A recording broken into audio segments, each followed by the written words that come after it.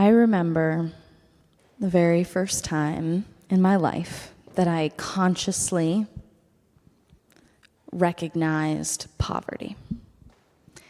It was actually in China. I was 6 years old, and I was adopting my little sister. And we had just gotten her. We were with an adoption group. And we'd gotten her about a day or 2 days prior. And we had just had lunch somewhere with the group, with all the babies. And we came out of the restaurant and started walking to our bus. And a lot of people started to crowd around us and ask us for money. The first thing I remember seeing, I was 6 years old, was a man with one leg. He was on crutches. And I remember being very confused. I didn't understand. And I was scared too. I didn't know what was happening, but we got onto the bus. And I remember sitting down and looking out the window. And across the street, there was a big building, a big fancy building, and I saw a little girl who was my age standing outside the building with a little baby in her arms. And she was asking for money. My first reaction was anger. I was confused. I didn't understand.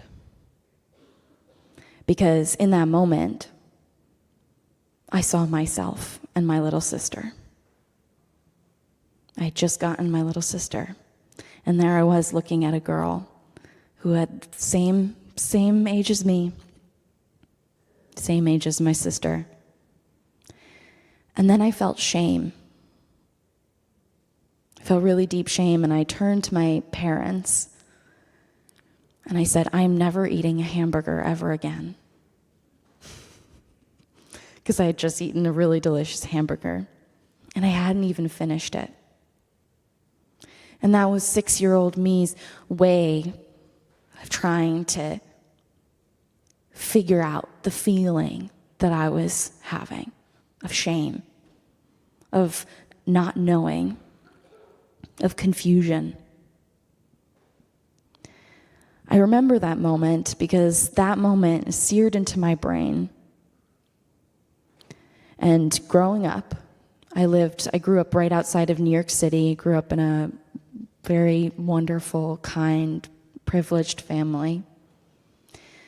Whenever we went traveling, whenever I went to New York City, every time I passed somebody who was unhoused, the first thing I would feel was fear, and then confusion, and then shame. And that followed me my entire life. And I didn't pay attention to it because I didn't want to, because who likes to pay attention to shame? And it wasn't until I began my work as a minister, I began to go to seminary, I started to think, okay, there's some things I need to work on here if I'm going to be a minister. And I said to myself, this might be one of them, because this is not so good. And so I practiced, I would smile at someone. I tried to take small baby steps, really working with my fear and the shame. But it was, again, also at the back of my mind. And I was in seminary because I really wanted to be a hospital chaplain. I was really interested in death, dying, illness. And so I was head-on focused. I'm going to do this. I remember sitting in a class. There was a seminar, and it was on different forms of chaplaincy. And one of the people was a street minister. And she talked about the work she did. She's now a good friend of mine. But at the time, I was watching her, and I remember thinking to myself, I will never do that. I could never. I'm not good at it. I wouldn't know what to do. And so I kept on going on. Death, dying, illness. I'm going to be a hospital chaplain until the day came that I had to find an internship. And if you know anything about chaplaincy, you will know that the internships that you find as a chaplain are in hospitals and hospice. Very easy, the most accessible. I could not find a single internship for the life of me. None of them worked. So I kept looking and kept looking. One day I was so desperate and so annoyed, I Googled Marin chaplaincy, and the street chaplaincy popped up, which was an organization that was serving the unhoused community in San Rafael. And I sent them a quick email. I was like, whatever, and ended up having a Zoom call with the executive director and had a moment where we were talking, where I felt like the Holy Spirit was present there with me. And I don't know about you, but I find it hard to feel spiritual on Zoom. Some people can, some people can't. But this was a Zoom call that I will never forget, because the Holy Spirit was there sitting next to me saying, hey, lady, you got to do this. And luckily, I'm a person, if I fear something, I know that it's time to go towards it. That has always been a gift of mine that I trust. And so I was like, okay, here we go. And so at the age of 25, I walked into my first encampment and started my work as a street chaplain. I am standing here. I'm not behind a pulpit. I'm not reading anything to you today. There's a reason for this.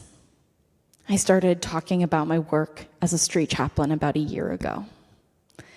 And it was very hard for me to preach about it. I would go home and I would feel sad, depressed, tired. And then I started to practice this, speaking from the heart. And that did something for me. That began to heal me, and it began to actually allow me to speak about the work that I do. Because the work that I do is very vulnerable.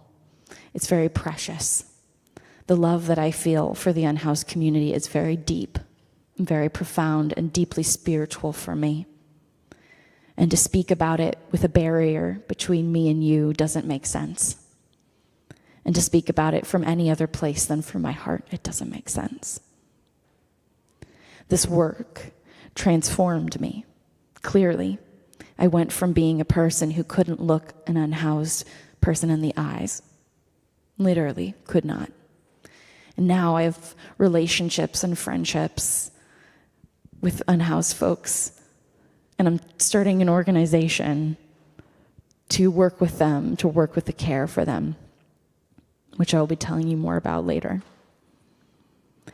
Street chaplaincy was my bridge. It transformed who I am and how I walk in the world. And I believe that it actually has the transformative power to change how all of us view homelessness and how we're approaching it right now. To me, it is one of the very important answers that we have been missing to this big question of how do we find healing with our most vulnerable community members. So what does a street chaplain do? A lot of people don't know. This is not a job you can go on LinkedIn and find. I'm not going on Indeed.com and saying, I want to move to Seattle. You can't find a job as a street chaplain. This is a job that people have been doing for no pay for a very long time. People have been doing it for little pay for a very long time. People have been homeless while doing this job for a very long time. A street chaplain is a person who walks on the streets and connects with people. My work is to meet people where they are, to bear witness to what they are experiencing, to listen deeply, to not put my ideas on them, and to care and to build a healthy relationship. It is the deepest spiritual work because it is about showing up with a kind of compassion that breaks down all barriers and allows two human beings to stand and talk and connect. It is a joy. It is a joy. I also work in the jails. I work with people who are waiting months and years for the court systems to figure out what to do with them, because that's what they're doing. And they are sitting there waiting and waiting, wondering what's going to happen, wondering if they'll be homeless again, wondering if somebody will come help, wondering if they'll be able to stay sober. The street chaplain's work is also in the jails, because there's a lot of, if you're unhoused, you're going to be in jail at some point. Not 100%, but it's often the case. And so I work a lot with people in the jails. In jail, my work is a lot more about really deep, in-depth work. We talk about past traumas. We talk about life experiences. We talk about goals and hopes and transformation. I give them homework. On the streets, it's a little different. I'm working with a population that is actively in survival mode and actively still traumatized. And so that is about the connection. That is about laughter. That is about care, showing up no matter what. I don't know what's going to happen on any given day. I don't know what mood someone's going to be in. I don't know if someone's going to be having a mental health crisis. I don't know if they'll be high or sober. Some days I will walk around and someone doesn't want to talk to me. Some days they want to tell me everything that has happened. The street chaplain works with the community in a diverse way. In the course of my work, I've learned some huge things. I've learned many, many things, as you can imagine. A lot of different things. But there are two things that have stuck in my heart. The first, that it is rare for an unhoused person or a person in county jail to experience unconditional love and support. To have a person in their life who really is capable of showing up, being there for them. I had a week, it was a very interesting week, where for some reason I had multiple clients. I was talking to clients about love. I had multiple people tell me that they had never experienced real love before. And knowing their history, knowing their past, knowing their relationships, I believed them. And that was really hard for me to hear, as someone who loves them so deeply. To be the person who they say, I trust you the most. I've never said this to anyone before. To imagine how many people in this country are holding painful secrets and suffering that they can't share because there's no one there to hear them. Can you imagine? The second thing that I learned over the course of my work is how powerful it is to be judged, how powerful and profoundly harmful it is to experience hatred, judgment, fear, disgust, anger, and how those who are unhoused are feeling that. They know that that's what we feel. And it's not all of us, thank God, but they can feel it, and it affects them. And when we think about the grand ecosystem of human beings, the way we interact, the way we connect, it makes sense that when there's a large group of people that are pushing away another group of people, that the other group of people is probably going to feel it, and they're going to have to survive in light of that. They're going to have to figure out how to keep going, despite the fact that their community has essentially abandoned them. These were two very painful things for me to realize. Again, because of the love, the connection that I have felt, the life-changing relationships that I have built with people who live outside. So I started Temple of the Forgotten. And my hope for Temple of the Forgotten is that it is the beginning of a movement. Because we need a movement right now. We live in a world and in a country where we have said, okay, we need the government to build more houses, affordable housing. We need them to greater access to food and water. We need more social services. That's all important. I fully agree with that. But no real change will come if the community is continuing to judge and fear and push away. We cannot forget the power of community and emotions and spirituality and connection and relationships. And we have been. Temple of the Forgotten is founded on the idea that the greatest harm unhoused folks are experiencing right now is community isolation and dehumanization. Because when we take off our politics hat and we take off our I know everything hat, because we all have that, and when we take off all of the hats that we wear and we just get down to our human bodies, let's get down into our human bodies, does it make sense that we are ridiculing and judging the people who are experiencing the most pain and suffering and trauma? The people who need our help the most. The people who have had childhoods that are stuff of nightmares. Does it make sense that we've created this barrier, that we've made it impossible for them to feel welcome, to be housed? Some of them, it's just impossible. Does that make sense? Like on a human level, I don't think it does. It really doesn't. So Temple of the Forgotten is the beginning of this movement that I'm hoping, I know that's being started across the country, of how do we build relationships again? How do we repair this divide that has been created? How do we show up and actually begin to bring our community together to create a community of belonging?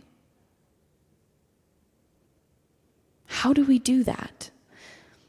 Temple of the Forgotten, first and foremost, believes in street chaplains. I believe that we need to have more street chaplains in the world.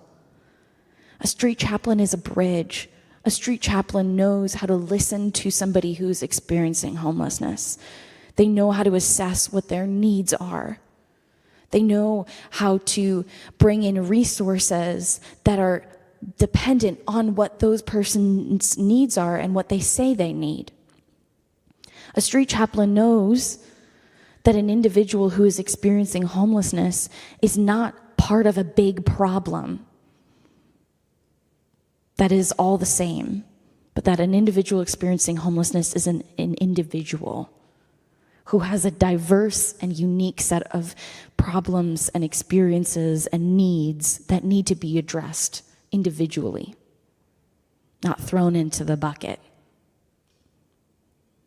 A street chaplain is capable of doing all these things, and if we can imagine a world where there's hundreds of street chaplains in every city, what do you think would happen?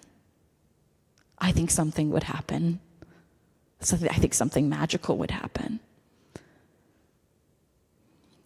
Temple of the Forgotten is also dedicated to helping communities like yours to begin to overcome any big emotions that we may feel around homelessness, around addiction, around mental illness, around poverty, around trauma.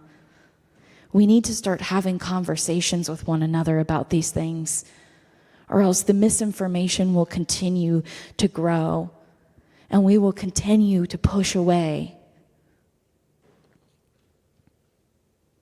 We need to get to a place of deep compassion. All of us who are housed, all of us who have resources and privilege, we need to find our way to that compassion and begin to understand that we and the unhoused community are the same.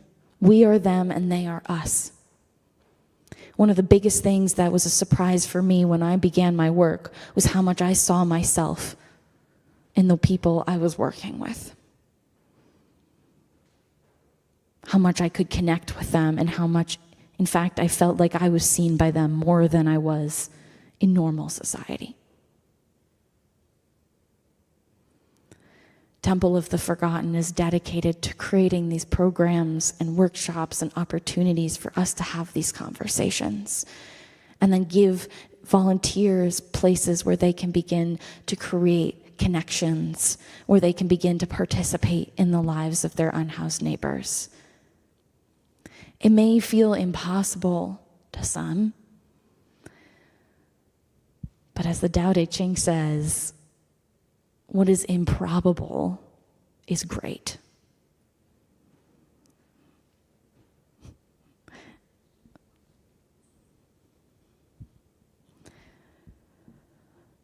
I experienced the fear. I experienced the shame. I pushed away, I ignored. And then I was very grateful and gifted with the opportunity to go into that. And I cannot explain to you in words the profound nature to which I have changed as a human being.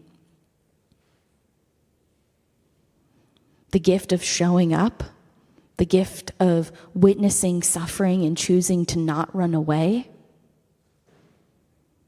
that is life-changing. And in a world where our country is beginning to feel the quakes of destabilization, what we need most is togetherness and a willingness to go into those scary places within ourselves and within our communities and to really show up. This, in my opinion, is the future of ministry. It's the future of religion. Is how do we bridge the divide? How do we come together? Temple of the Forgotten is trying to do this work, and this work is unprecedented. It's cutting edge.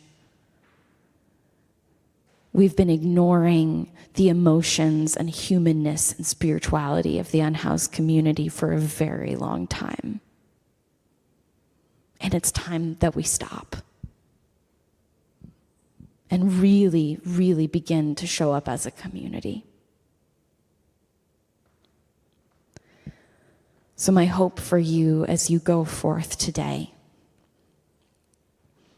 if you want to know more, come talk to me. But if you just want to keep doing your thing, I respect that. But all I ask is that the next time you pass by someone who is unhoused, you give them a smile, say hello, give them some love. And if you're feeling fear, go home and write about it. Go home and talk to a person you love about it. Don't let it fester away. Bring all that forth and really choose to practice the compassion. Because I guarantee that not only you will feel the effects of that, but the people who need it most will feel the effects of it too.